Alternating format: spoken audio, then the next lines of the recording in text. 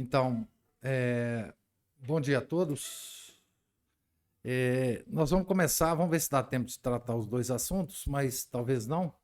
Nós vamos começar com o assunto de Nossa Senhora e por causa desse documento que foi publicado pelo Vaticano, chamado Nota Doutrinal e assinado pelo prefeito da Congregação para a Doutrina da Fé, Cardeal Fernandes, parece que ele chama, né? E foi assinado pelo Papa Leão XIV, né? O documento chama Mater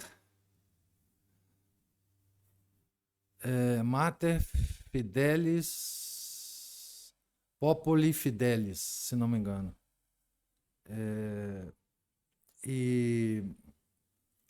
Mater Populi Fidelis. Já pelo nome, a gente vê uma tendência a rebaixar Nossa Senhora, porque o documento chama Mãe do Povo Fiel. Ela não é só isso, ela é a mãe da Igreja, né? Segundo o próprio Concílio Vaticano II. O documento é lamentável por algumas razões. Ele não nega nenhum dogma. Graças a Deus, ele não nega nenhum dogma já proclamado, os 4 dogmas já proclamados a respeito da Virgem Santíssima. E o que mais salta aos olhos no documento é o comentário sobre os títulos de Nossa Senhora e de Corredentora, né? Ele diz, o documento, a expressão que o documento usa é que esses títulos são inadequados a serem aplicados a Nossa Senhora. Bom, então esse é o que no documento chama mais atenção, né? Pois bem, e claro que o Papa tem assinado esse documento. Mas o que se pode comentar de um modo geral é que, desde o Concílio Vaticano II, os modernistas demonstraram uma preocupação muito grande com a questão da Virgem Santíssima em relação ao ecumenismo dos modernistas, né? Eles não querem ofender os tais irmãos separados, né? Porque Maria é a maior ofensa aos protestantes, né?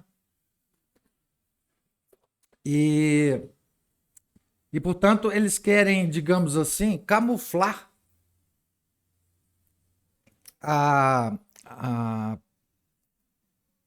posição de Maria em relação à Igreja, da Virgem Santíssima, né?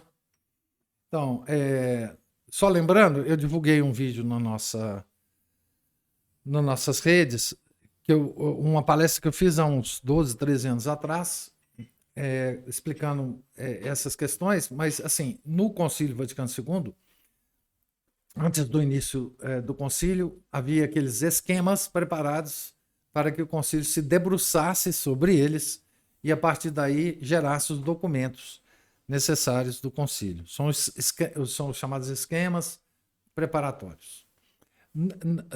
No meio desses esquemas preparatórios, que é uma espécie de proto-documentos que depois seriam trabalhados pelos padres e transformados em documentos do concílio.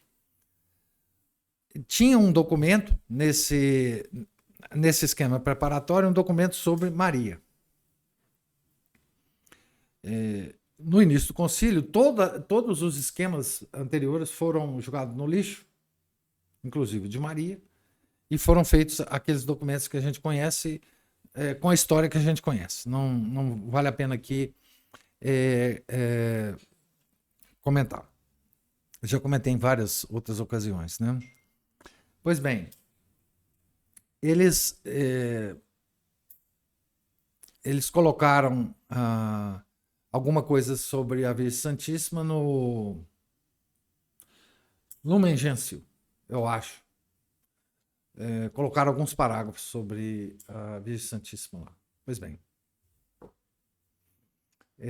Então, desde o Concílio Vaticano II, a gente nota que o assunto da Virgem, da posição da Virgem em relação à Igreja, ela é, digamos assim, na melhor das hipóteses, esquecida, não comentada, porque eles têm uma preocupação não com os católicos, mas com os protestantes. Porque, enfim, os nossos irmãos separados poderiam ficar ofendidos com as nossas afirmações sobre a Virgem Santíssima. Tá certo? Isso não é novo. Isso não é novo. O que aconteceu com esse documento agora é que foi explicitado uma posição que, de novo, para não ofender os nossos irmãos separados, e a retórica usada no documento é que os dois títulos que eles acham que é inadequado a Nossa Senhora confundiriam nós católicos. Imagina se nós vamos ser confundidos com os títulos de Nossa Senhora. Imagina, né? O que eles fizeram foi confundir mais os católicos, né? Católicos no meu entorno ficaram confundidos, né? Procuraram contato, etc., e ficaram completamente confundidos. E a confusão se generalizou de uma tal forma. E eu vou procurar, acalmar primeiro as pessoas, né? E depois tentar colocar de forma rigorosa essa questão dos dois títulos da Virgem Santíssima, tá? Do ponto de vista teológico, de forma rigorosa, tá?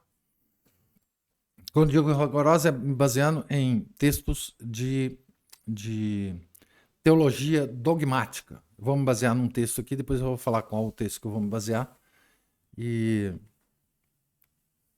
Bom, primeira coisa, a origem desse documento é terrível para nós católicos, porque vem de um cardeal, enfim, que o adjetivo menos ofensivo a esse cardeal é que ele é sodomita, simplesmente, porque ele publicou livros sodomitas, né? Cura-me com o seu beijo, né? Aqueles negócios. Tem um livro anterior dele essa é uma coisa horrorosa, né? Esse cardeal é repulsivo, para usar um adjetivo menos. Então, a primeira coisa é essa. Quer dizer, então, esquecendo essa parte, não é? Esquecendo toda essa questão, os católicos, justificadamente, ficaram ofendidos, não só pela pessoa que escreveu essa nota doutrinal, pelos problemas pessoais que essa pessoa tem, que são públicos, então nós podemos comentar, não tem nada escondido sobre essa pessoa, né? Nem sobre ele como cardeal, nem sobre ele na vida pregressa dele, né? Na vida pregressa dele. Então, mas tentando ficar, tentando nos distanciar dessa pessoa repulsiva e analisando apenas a nota doutrinal. A nota doutrinal é um documento dos vários que o Vaticano pode emitir, é um dos de mais baixo nível doutrinal. Certo? Então, esse é um aspecto importante. A segunda coisa é, como eu disse, o documento, graças a Deus, ele não nega nenhum dos 4 dogmas proclamados de Nossa Senhora. E ele foca exatamente nos dois assuntos que no Concílio Vaticano II, os fiéis na época do concílio estavam muito esperançosos de que o concílio viesse declarar o quinto dogma mariano, que era o dogma da mediação. Nossa Senhora Medianeira. Tá certo? Pois bem, não foi declarado e eu vou falar para vocês qual que é o nível de certeza teológica que a gente tem a respeito desse assunto. Tá? Agora, o documento mistura duas coisas. Ele mistura Nossa Senhora como medianeira e Nossa Senhora como corredentora. E nós vamos ter que separar isso para entender melhor os dois assuntos. Tá certo? Então, primeiro, Nossa Senhora como medianeira. Tá certo?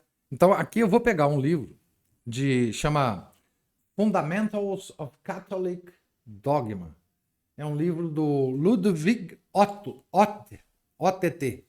Esse livro é um livro que é citado por todos os teólogos modernos, todo padre que fala sobre isso. Eu assisti um vídeo, por exemplo, do padre Chad Ripperger sobre esse assunto, e ele cita exatamente esse livro. Tá? É um livro foi publicado em 1954 e conta com um grande respeito dos intelectuais e dos teólogos importantes do século XX. Tá? Ele tem um dos seus capítulos,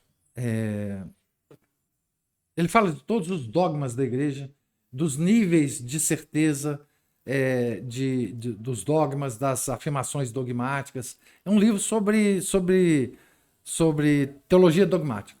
Muito, muito rigoroso. Muito rigoroso. Com muitas citações de escritura, de padres da igreja.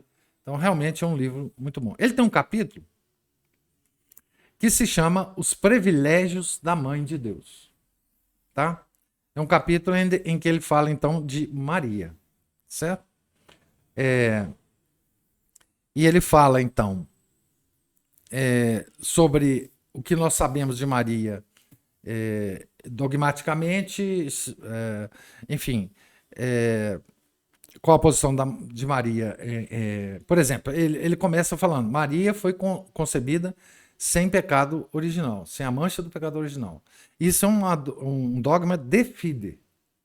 De fide significa que se você não acreditar nele, não é católico. Tá certo? E ele vai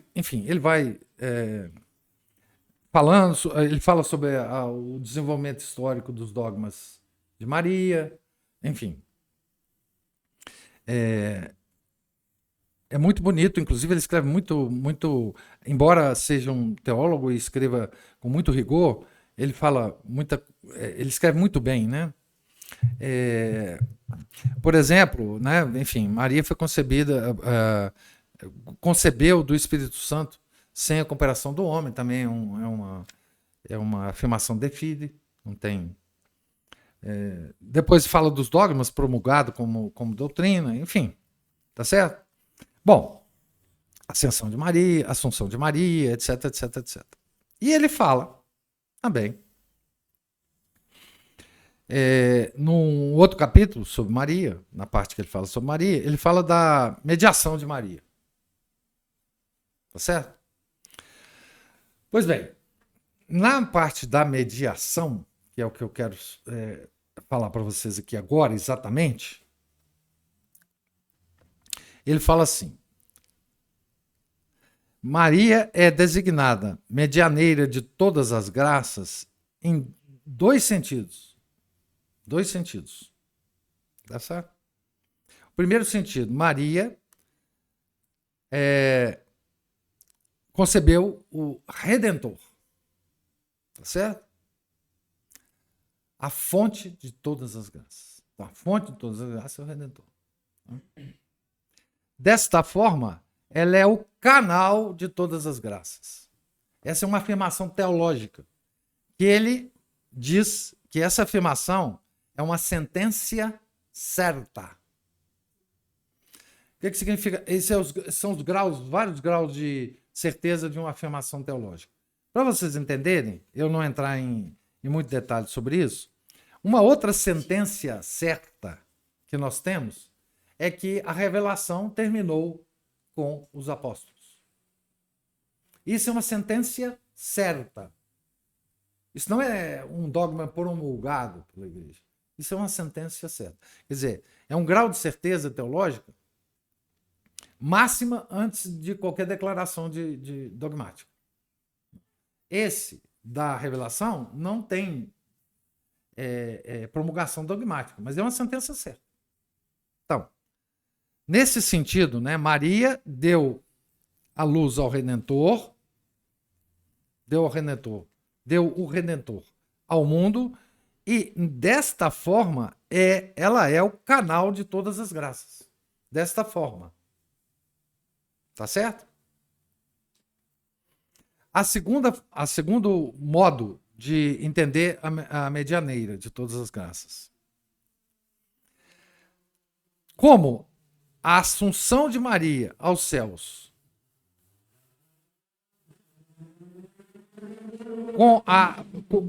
como houve a assunção de Maria aos céus, nenhuma graça é conferida ao homem sem a sua real cooperação intercessória. Essa sentença teológica é caracterizada como sentença pia et probabilis, que é um grau de certeza menor do que a sentença certa. Tá certo? Isso é a discussão teológica da medianeira de todas as graças antes da igreja decidir, se ela decidir um dia, declarar isso como dogma.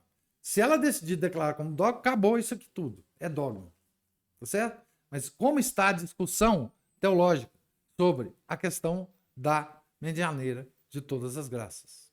Então, essa é a discussão. Tá certo? Então, a primeira, ele faz vários comentários aqui da primeira sentença, tá certo? Então ele busca todas as fontes dessa, tanto escriturísticas quanto da patrística, tá certo? Para provar que isso aqui é uma sentença certa. Ela é medianeira no sentido de que ela deu ao mundo o Redentor, e o Redentor é a fonte de todas as graças. Então foi por meio dela que nós recebemos aqui no mundo o Redentor, que é a fonte de todas as graças. Então ele fala dos papas que já escreveram sobre isso, enfim, dá toda o fundamento dessa afirmação teológica. Tá bom? Pois bem, essa é, ele chama, a expressão que ele usa teológica para essa primeira afirmação é mediatio in universale. Ou seja, Maria é medianeira de todas as graças por sua cooperação na encarnação, que é a mesma coisa, né? Ele chama isso de mediatio in universale. Certo? Depois, ele analisa a seguinte afirmação: Maria é a medianeira de todas as graças pela sua intercessão no céu. É mediatio in speciali.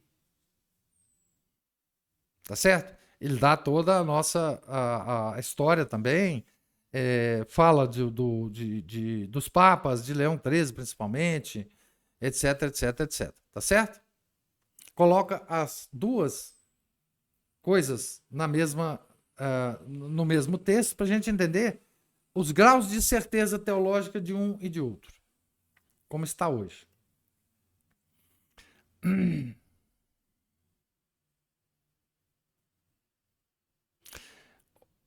No final dessas duas análises dele, dessas duas afirmações, ele faz a seguinte afirmação geral. A doutrina da mediação universal de Maria, baseado na sua cooperação na encarnação, é tão definitivamente manifesta nas fontes da fé que nada se interpõe no caminho de uma definição dogmática. Nada. E fala, inclusive, da missa. Porque quando a igreja ela constrói uma missa da medianeira, Nossa Senhora Medianeira, isso é um passo enorme na direção da definição dogmática. Tá certo? Então, essa primeira, Maria, que é medianeira de todas as graças, por sua cooperação na encarnação, ela não tem nenhuma dúvida para a declaração do dogma. Nenhuma dúvida. Nenhuma. Tá? Sua posição como medianeira de graças, em virtude de sua intercessão no céu, é menos definitivamente atestada. No entanto, é originalmente associada a Maria a maternidade espiritual, o que, por sua vez, é baseada na Escritura e com sua íntima participação no trabalho do seu divino Filho. Essa definição não nos parece impossível. Notou o grau de certeza teológica? Por isso que ele chama essa intercessão de Maria. Quer dizer, que todas as graças do céu nos chegam através de Maria como uma sentença pia et probabilis. Então, até que a igreja se defina sobre isso, teologicamente, o que ele se pode afirmar é isso. Primeiro, mediação de todas as graças, porque nos deu o Redentor, que é a fonte de todas as graças, não há nenhum impedimento para a declaração de dogma. Que ela intervenha no céu por cada um de nós, por todas as graças que a gente recebe, pela testemunho das Escrituras dos padres, não parece ao teólogo uma coisa impossível. Pode ser que isso seja realmente possível. Tá certo? Então, teologicamente é isso. Ficou claro? Tem alguma manifestação aí? Ficou claro? Ficou, digamos assim, tem alguma dúvida sobre isso?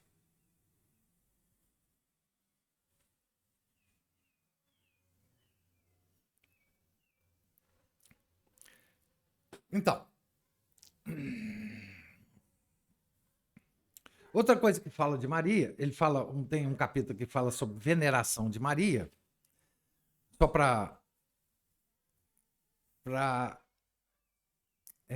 digamos assim, abordar o assunto da seguinte forma. Tá bom, dado esse aspecto teológico, como é que fica a nossa veneração por Maria? Como é que fica a nossa piedade? Tá certo? Então, ele fala aqui, veneração de Maria. Maria, mãe de Deus, merece ao culto de hiperdulia. Isso é uma sentença certa. Tá certo? Que é acima de todos os santos. Tá certo? Aí ele dá prova teológica, depois dá os desenvolvimentos históricos do culto de hiperdulia. Tá certo? Pois bem. Então, isso é a questão da medianeira. Agora, a questão da cooperação de Maria na redenção. Essa é mais complicada. Corredentora, tá bom? Essa é muito mais complicada. Tá certo? Por quê? Depois eu vou ler um texto do Padre Faber muito, muito, muito bom para vocês. Tá? Por quê? Porque o único Redentor é o nosso Senhor Jesus Cristo. Nesta ação dele, só ele pode fazer isso. Ninguém mais pode. Certo? Então, quando você fala que Maria é corredentora, você tem que ter cuidado com esse termo. Porque Maria não pode participar ativamente da redenção. Não pode, porque ela mesma foi redimida. Como é que Maria foi redimida? Antes de nascer. Por uma redenção especial. Maria mereceu uma redenção especial. Quando ela nasceu, ela não tinha pecado original. Então já é uma redenção. Então, um ser redimido, ele não é fonte de redenção. Isso é diminuir Nossa Senhora? De jeito nenhum. De jeito nenhum. Então, o termo corredentora, ele precisa de definição, precisa de entendimento. E é isso que hoje, o que a gente vê na reação dos católicos ao documento do Vaticano, uma confusão. Claro, nós estamos querendo defender a nossa mãe. É completamente compreensível a nossa reação em relação a esse documento. Mas nós temos que defender a nossa mãe de forma calma, tranquila e com conhecimento.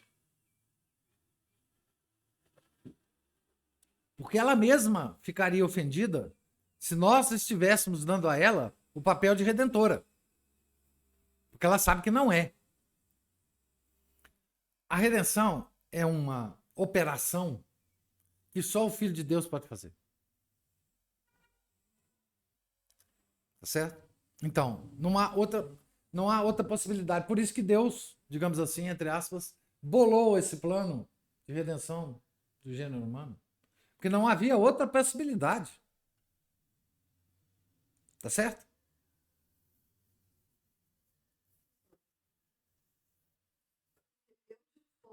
Se importe com esse corredentora na medida que ela viu o seu Fiat e trouxe ao mundo. Isso. Nós vamos ver aqui, inclusive, as sombras que tem nesse termo, entendeu? Enfim. Isso, nós vamos ver isso tudo aqui. São sombras. São sombras que tem, são nuances. Sombras não. Nuances que tem nesse termo. Que esse termo, de fato, pode enganar. E quando você está enganado, segundo o entendimento de alguma coisa, a sua piedade, a sua devoção, ela é enganosa. Por isso que eu falo, devoção não é um negócio sentimental. Se você não tiver bem certo, do ponto de vista intelectual, as coisas que envolvem a sua particular devoção, você pode se enganar. É claro que Deus sabe que você está enganado, ele vai ajeitar as coisas e tal, e tal, e tal. Mas é bom não se enganar, né? É bom a gente não se enganar. Tá certo? Então, esse termo, ele comenta sobre esse termo aqui, tá? Esse termo, ele é usado pela igreja há muito tempo. Muitas pessoas usaram, muitos santos, o nosso Padre Faber vai falar. Alguns, um ou outro papa usou, tá certo? Mas ao longo do texto do Ludwig Otto aqui, ele chama atenção, particularmente, para as Escrituras. Novo Testamento. O Novo Testamento não dá nenhuma chance de alguém participar da redenção atualmente, realmente. É só o nosso Redentor. Ele fez isso sozinho. Eu vou falar uma coisa que parece ofensiva a Nossa Senhora. Se for, eu peço perdão a ela. Mas o Nosso Senhor não precisava de Nossa Senhora para redimir o gênero humano. Ele quis contar com ela, claro, graças a Deus. Mas ele não precisava de ninguém, de nada, para redimir o gênero humano. Nada. Tá certo? Então,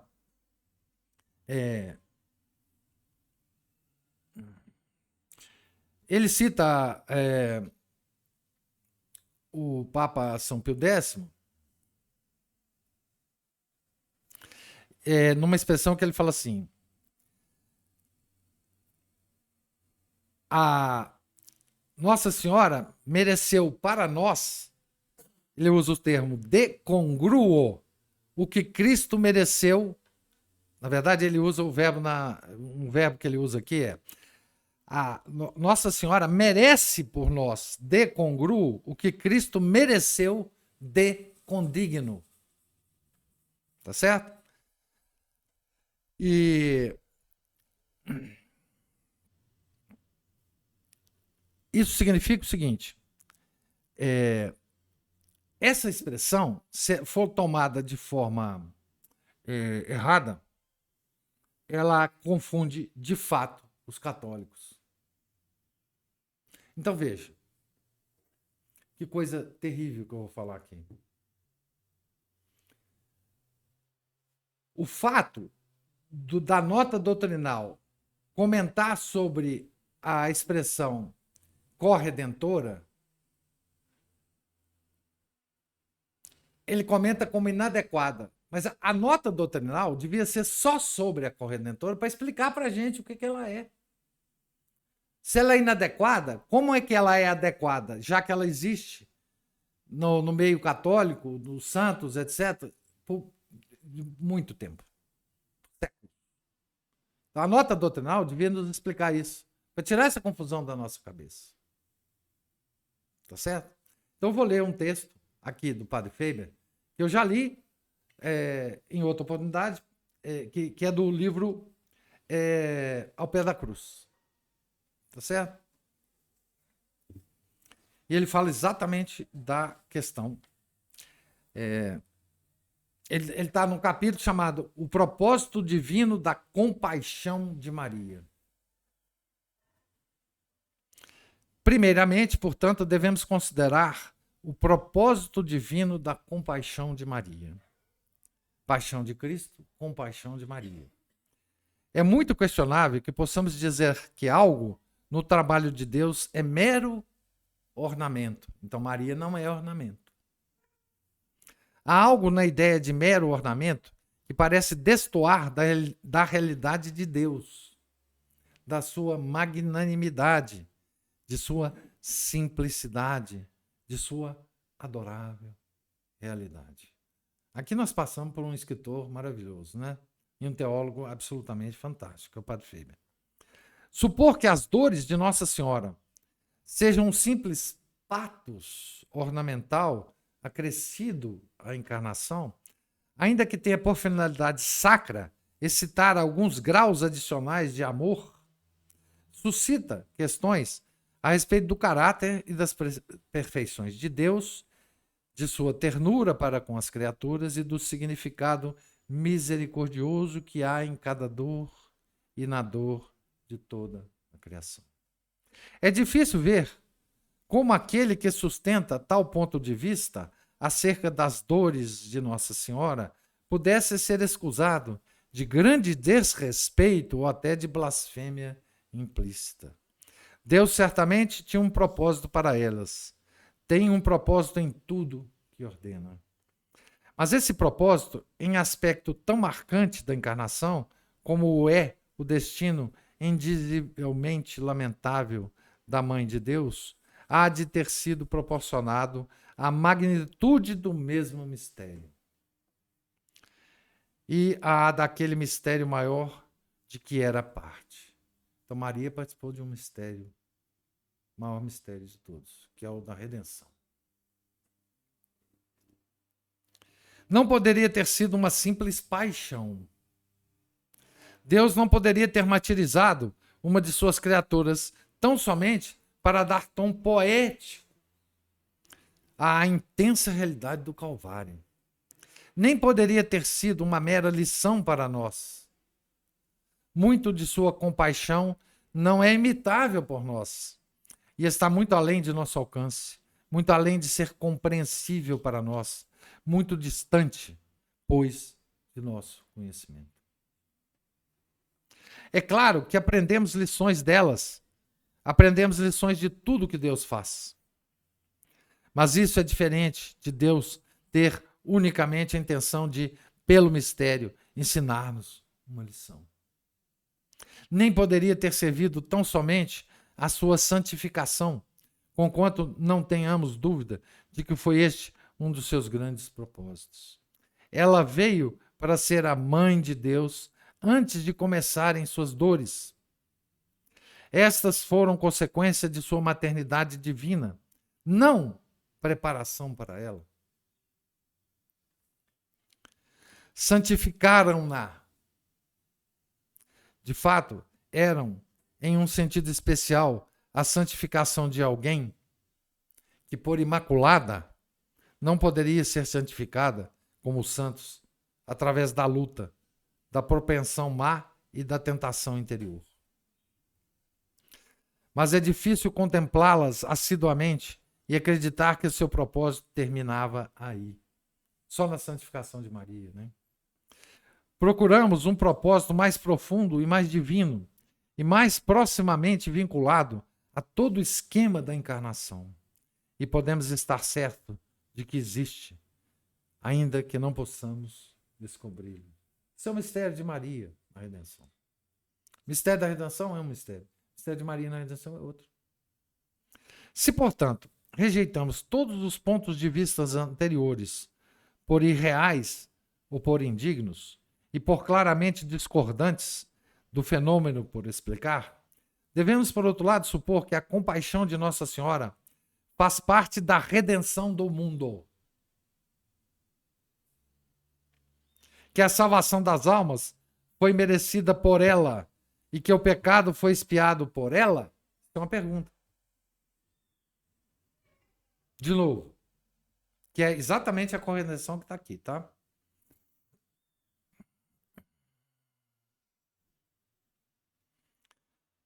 Se rejeitarmos então tudo, devemos, por outro lado, supor que a compaixão de Nossa Senhora foi parte da redenção do mundo, que a salvação das almas foi merecida por ela e que o pecado foi expiado por ela? Pergunta. Essa pergunta aqui é a base do título Corredentora, tá bom? Porque de Cristo nós podemos falar isso. Que ele expiou nossos pecados. Quer dizer, através dele, ele acalmou o Deus Pai. Certo? Ele ofereceu ao Deus Pai tudo que ele pudesse ficar satisfeito. E através agora desse oferecimento do Nosso Senhor, nós podemos nos ligar a esse e nos salvar. Mas Maria tem alguma participação nisso? Ela expiou os nossos pecados com a sua compaixão?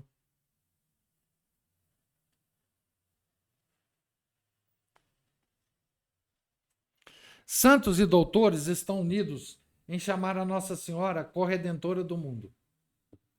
Ele já entrou aqui no assunto, tá? Mas olha a delicadeza que ele... Quer dizer, esse texto é completamente diferente do texto do Ludwig Otto, porque ele é teólogo, ele tá escrevendo teologia dogmática, tá? Olha a delicadeza do Padre Faber. Para com Nossa Senhora. Não há dúvida quanto à licitude do uso de tal expressão, porque se apoia em tão grande autoridade. A questão é seu significado.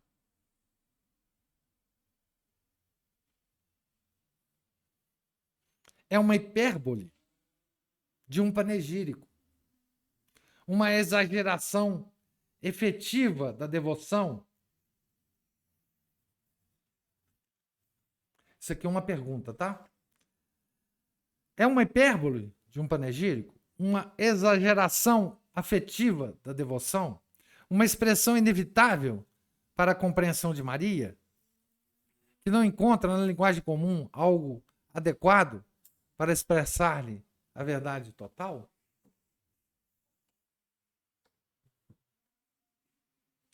Ou é literalmente verdadeira, ligada a uma precisão teológica reconhecida e reconhecível? Note, o Padre Febre também era teólogo, e muito bom. Esta questão se apresenta à maioria das mentes em relação à devoção à Nossa Santa Senhora. E há poucas questões a que se deram respostas tão vagas e tão insatisfatórias como essa. Entenderam a confusão? E não é de hoje a confusão, porque esse livro é do século XIX. E a confusão que nós estamos caindo agora, nessa discussão toda, dos vídeos do YouTube, de não sei quem falando, e podcast não sei das quantas, etc, etc.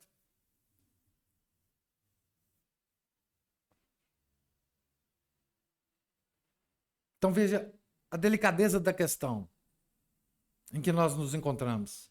E por isso nós não podemos ficar esbravejando, nem com raiva, nem com sentimentos, nem DTT. Nós precisamos entender. Veja bem. Por um lado, é difícil afirmar que uma expressão usada por santos e por doutores seja um simples exagero, uma hipérbole, um torneio floreado cujo objetivo é impressionar e que não tem nenhum significado oculto. Por outro lado, quem duvidará que nosso Santíssimo Senhor é o único Redentor do mundo, que seu preciosíssimo sangue é a única expiação pelo pecado, e que Maria, ainda que de maneira diferente, precisava da redenção tanto quanto nós, e que a recebeu de modo mais copioso e numa espécie mais elevada no mistério da Imaculada Conceição. Claro, Maria foi redimida.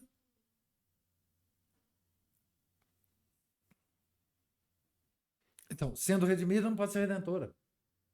É a questão.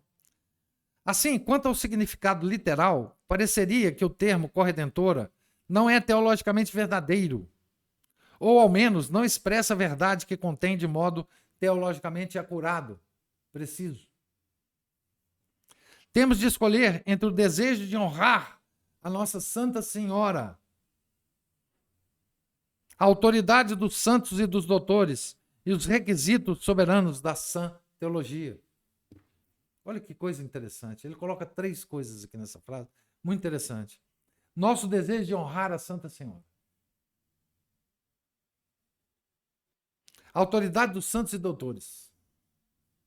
E os requisitos soberanos da sã teologia.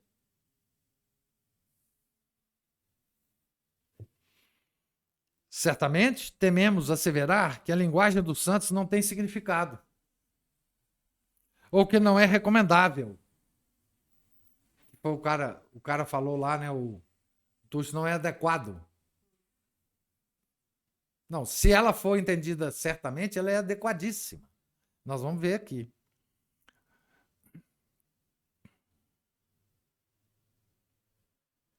Então, certamente, tememos asseverar que a linguagem dos santos não tem significado, o que não é recomendável. E, ao mesmo tempo, não temos dúvida que Nossa Santa Senhora não é corredentora do mundo no sentido estrito da palavra redentora. No sentido único que Nosso Senhor é o Redentor do mundo. Senão que é corredentora no sentido exato da palavra composta. Mas não é hora de usarmos palavras cujo significado preciso não delineamos distintamente. Portanto, enquanto seria triste para alguém privar Maria de um título que os santos e os doutores lhe conferiram a ela, pois vivemos tempos em que o crescimento da devoção de Nossa Senhora é penhor mais seguro de um futuro melhor, ao mesmo tempo é importante, mesmo do ponto de vista devocional, conhecer o significado de um título que certamente contém uma verdade real e uma verdade que não poderia ser facilmente expressa de outro modo. As conclusões seguintes podem, porventura, ter-se como verdadeiras, por encontrar a verdade no meio e evitar as alternativas violentas de censurar os santos ou de diminuir as prerrogativas de nosso Senhor.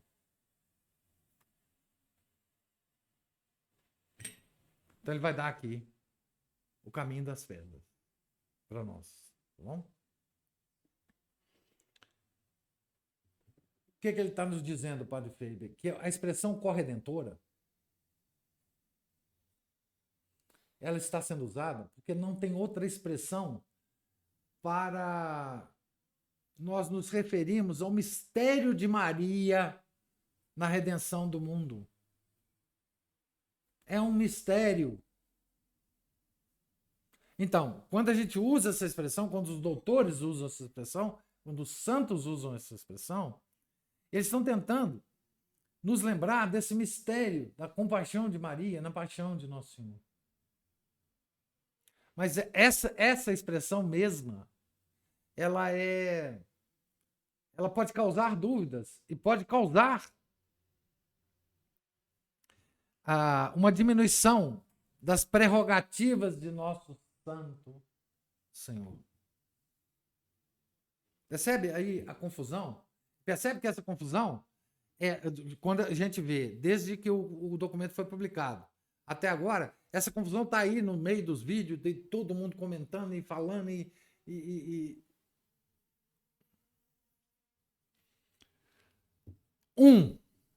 São 5 coisas que o Padre Faber fala para nos ajudar. Se formos usar o termo, entendemos como que a gente usará esse termo. Tá certo? Do ponto de vista devocional nosso. 1. Nosso Senhor é o único redentor do mundo, literalmente falando, e nesse sentido, não há criatura que compartilhe sua honra, nem se pode dizer sem impiedade que ele é corredentor com Maria. Sem impiedade. Então, veja como o termo é complicado.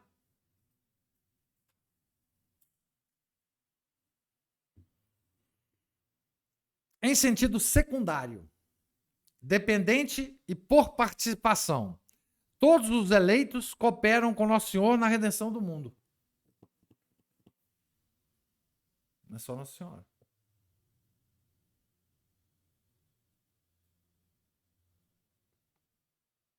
No mesmo sentido, e em escala inatingível pelos outros, Nossa Senhora coopera com ele na redenção do mundo. Então veja, é um problema de escala.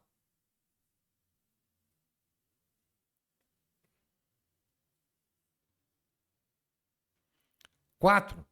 Além disso, independentemente de suas dores, ela coopera na redenção em um sentido e de uma maneira que em que outras criaturas não poderiam participar. Ademais, então, independente das dores, tá? Ademais, por suas dores, ela cooperou na redenção do mundo de modo único e peculiar. Peculiar e único não apenas em relação à cooperação dos eleitos, mas em relação à sua outra cooperação mesma, independentemente das dores. 5 pontos que coloca a questão no seu devido lugar.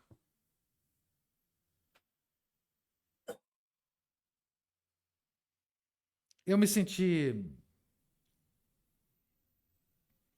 compelido a fazer esses comentários aqui para vocês, porque eu não encontrei em nenhum lugar, também não pesquisei em todos os lugares do mundo, na internet, ninguém que colocasse isso de uma forma tão clara. Tá certo? Porque as pessoas estão querendo defender Nossa Senhora, tá certo, é a nossa mãe no céu, mas tem que defender de forma correta. Tem que colocar as coisas de forma correta. Isso não apaga nada do que os modernistas estão querendo fazer com Nossa Senhora, não apaga nada o sodomita Túcio Fernandes a ser prefeito da Congregação para a Doutrina da Fé, não apaga nada a nota doutrinal, não apaga nada. Só que, se a gente for defender Nossa Senhora de forma errada, isso também fica em detrimento à Nossa Senhora, a nossa devoção à Nossa Senhora. Porque esclarecer, de alguma forma, o mistério da compaixão de Maria na paixão de Nosso Senhor, ela só pode aumentar a nossa devoção. Ela nunca pode diminuir. Porque saber a verdade não pode diminuir a nossa devoção. Ela só pode aumentar a nossa devoção. Porque Maria, ela tem uma participação na redenção do mundo que nenhum de nós pode ter. Nós temos alguma? Temos. Na escala, nós, entendeu? E ela tem de uma forma excelsa. Então, ao usar o termo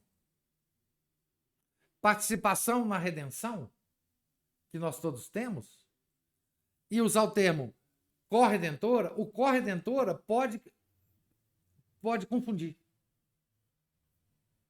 Então, uma nota doutrinal, imagina uma nota doutrinal explicando isso tudo para nós, de forma clara, sobre essas questões, né? Mas, infelizmente,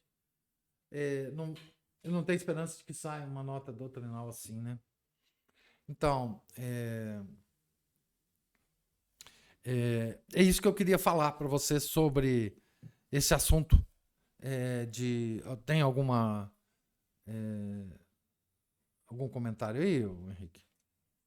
Não, por enquanto. E nós temos quanto tempo aí de conversa? 51 minutos. Bom, eu acho que então a gente pode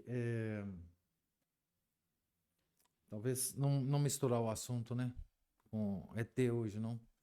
Não. Então, gente, é isso que eu queria falar para vocês. Muito obrigado pela participação. Convidar vocês se não assistiram ainda, assistir esse leitura e comentário do livro do Padre Faber, que eu acho que vai somar muito a devoção de Maria, esse livro, tá certo? Que eu li em algum momento no passado, na quaresma de algum ano aí.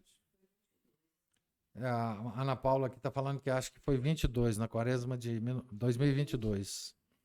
Então, muito obrigado pela participação. Fiquem com Deus. Salve Maria.